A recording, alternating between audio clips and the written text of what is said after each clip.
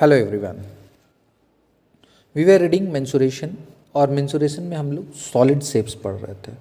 तो कल हम लोग इसके पहले की क्लास में क्यूब और क्यूबॉइड का lateral surface area, curved surface area और टोटल सरफेस एरिया या वॉल्यूम निकालना सीखे। अब हम लोग नेक्स्ट फिगर जो पढ़ने वाले हैं वो है सिलेंडर। तो सिलेंडर को पढ़ने के लिए हम लोग पहले समझते हैं सिलेंडर क्या होता है। तो हम लोग सिलेंडर सबको ही अपने घर में देखे हैं, बहुत बार बहुत सारे जगह हम लोग देखे हैं। सिलेंडर का शेप इस तरह का होता है जिसका एक हाइट होता है और रेडियस ऑफ द बेस होता है, क्योंकि बेस जो है वो सर्कुलर होता है। तो ये है cylinder, we all know very well. Cylinder बनता कैसे, सिलेंडर का फॉर्मूला जानने के लिए पहले हम लोग ये समझते हैं कि सिलेंडर फॉर्म कैसे होता है। तो बेसिकली ये क्या है, this is a rectangular sheet of paper.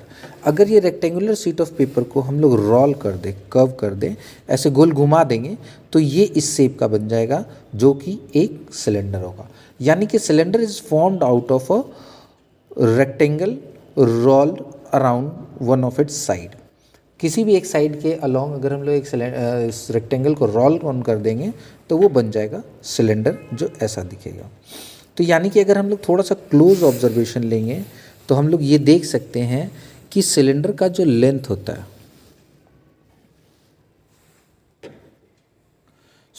हम लोग अगर एक क्लोज ऑब्जर्वेशन लेंगे तो जो रेक्टेंगल का जो विड्थ होता है ये सिलेंडर का हाइट फॉर्म हो रहा है। अगर हम लोग इसको ब्रेथ के अलोंग रोल कर रहे हैं तो इसका जो ब्रेथ होगा, रेक्टेंगल का जो ब्रेथ होगा वो सिलेंडर का हाइट बनेगा, और रेक्टेंगल का जो लेंथ होगा that will be the circumference of the base of the rectangle, क्योंकि इसके अलोंग ऐसे ये गोल गोल रोल हो रहा है। तो इसका जो लेंथ होगा, लेंथ ऑफ द रेक्टेंगल जो होगा वो सर्कमफरेंस ऑफ द बेस बनाएगा, और इसका जो ब्रेथ होगा वो हाइट ऑफ द सिलेंडर बनाएगा। तो एक चीज़ तो हम लोग जानते हैं, एरिया ऑफ रेक्टेंगल। अगर हमको एरिया ऑफ रेक्टेंगल निकालना है तो इसका एरिया क्या होगा, इसका एरिया होगा लेंथ इनटू ब्रेथ। तो इसी रेक्टेंगुलर शीट ऑफ पेपर से हम लोग फोल्ड करके सिलेंडर बना रहे हैं। तो सिलेंडर का अगर हम लोग को एरिया निकालना होगा कि कितना एरिया है, कितना एरिया ऑफ, कितने स्क्वायर मीटर ऑफ एरिया या कितना स्क्वायर यूनिट्स ऑफ एरिया का पेपर या मटेरियल रिक्वायर्ड एक सिलेंडर को बनाने के लिए, तो वो कितना होगा, इस रेक्टेंगुलर शीट ऑफ पेपर के एरिया के बराबर होगा। तो हम लोग कैसे फाइंड करते हैं, L इंटू बी। अब ब्रेथ जो है यहाँ बन गया है हाइट, ब्रेथ बन गया हाइट और लेंथ बन गया सर्कमफरेंस ऑफ द बेस। तो यानी कि सिलेंडर का लैटरल सरफेस एरिया या कर्व्ड सरफेस एरिया जिससे कि सिलेंडर फॉर्म हो रहा है वो हो जाएगा हम लोग का इसका circumference multiplied by the height, और सर्कमफरेंस ऑफ द बेस हम लोग जानते क्या होता है, 2πr होता है। इसलिए लैटरल सरफेस एरिया, जिसको हम लोग कर्व्ड सरफेस एरिया भी बोल सकते हैं, हो जाएगा 2πr into H, that is 2πrh।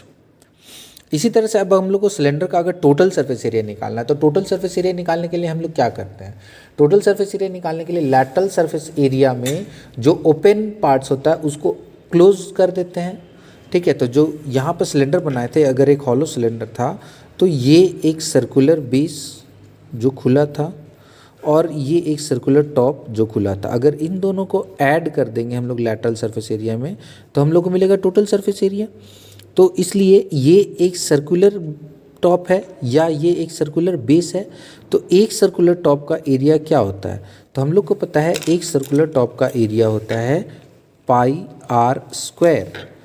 उसी तरह से सर्कुलर बेस का भी एरिया हो जाएगा πr²।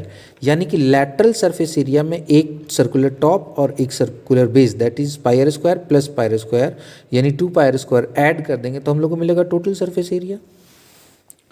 तो total surface area of the cylinder हो जाएगा, लैटरल सरफेस एरिया जो था 2πrh, उसमें ऐड कर देंगे 2πr² तो हम लोग को मिलेगा टोटल सरफेस एरिया। तो अब इन दोनों से हम लोग 2πr कॉमन ले लेंगे, here we have left out with h plus r, so the total surface area of the cylinder is 2πr into h plus r। इसी तरह से अगर हम लोग सिलेंडर का वॉल्यूम निकालना चाहेंगे तो वॉल्यूम ऑफ सिलेंडर हो जाएगा πr²h, that is area of the base into height. तो in this way we can find the curved surface area of the cylinder, total surface area of the cylinder and volume of the cylinder. So now coming to an example of cylinder, so we can see example number 6 of our book. तो example number 6 में हम लोगों को बोला जा रहा है in a building there are 24 cylindrical pillars. बहुत सारा पिलर्स बनाया जाता है एक बिल्डिंग में, तो सिलेंड्रिकल पिलर्स है और 24 पिलर्स हैं। The radius of each pillar is 28 centimetre and height is 4 metre. Find the total cost of painting the curved surface area of all the pillars at the rate of ₹8 per metre square. यानी कि question क्या कह रहा है, question कह रहा है कि एक बिल्डिंग में 24 पिलर्स हैं और हर पिलर का, हर सर्कुलर पिलर का 24 सर्कुलर पिलर्स हैं, हर पिलर का हम लोग को डायमेंशन यानी रेडियस और हाइट दिया हुआ है।